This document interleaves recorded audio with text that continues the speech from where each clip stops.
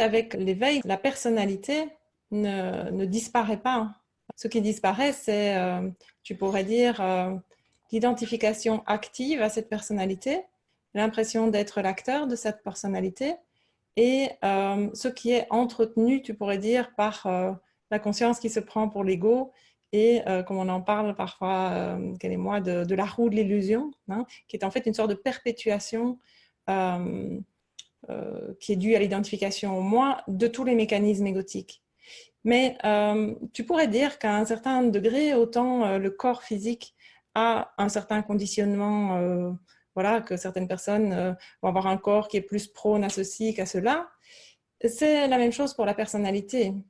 Donc, différents individus, différentes personnalités, et l'éveil ne balaye pas la personnalité, ne met pas tous les compteurs à zéro. Donc, la personnalité reste, bien que dépouillée de la partie active et d'entretien de, si tu veux, du carburant du moi qui vient faire tourner cette roue.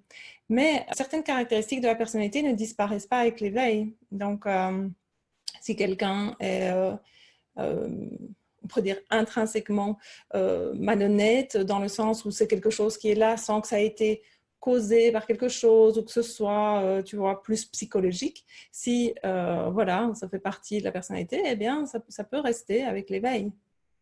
Même chose pour le fait d'être... en fait, une des caractéristiques du moi, c'est aussi de se soucier de ce que les autres pensent et de se soucier de notre propre image à nos yeux et à celle des autres. Ça fait partie du moi, ça. Et c'est quelque chose qui disparaît avec l'éveil. C'est une des, justement, c'est une des choses que c'est le moi qui se soucie de ça. Donc, avec la dissolution du moi, ce souci de ce que les autres peuvent penser commence à disparaître. Et du coup, tu vois, c'est là que la personnalité plus brute peut être là si c'était quelqu'un qui avait tendance à... voilà, s'il n'y a pas de considération pour les autres avant l'éveil, il n'y en aura sans doute pas après. Si c'est une absence. Maintenant, s'il y avait des phénomènes de, tu sais, de colère due à des choses et voilà, et certains comportements qui étaient entretenus par le moi, comme je disais, le carburant du moi qui tourne dans la roue, ça c'est autre chose. C'est un peu le mécanisme égotique qui est renforcé par le fait de s'identifier au moi. Et ça, ces choses-là, elles peuvent s'atténuer, disparaître avec l'éveil. Mais la personnalité, il semble qu'il y ait des aspects. Alors, on ne va pas faire tu vois, une étude ou des généralités, mais c'est très clair qu'il y a des aspects de personnalité qui restent avec l'éveil.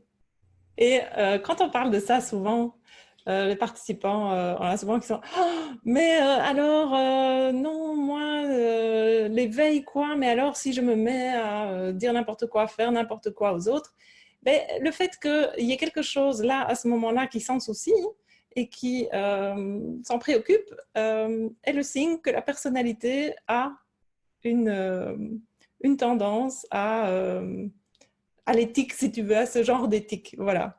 Donc, ceux qui s'en soucient sont certainement pas ceux qui risquent de glisser là-dedans. Voilà, paradoxalement.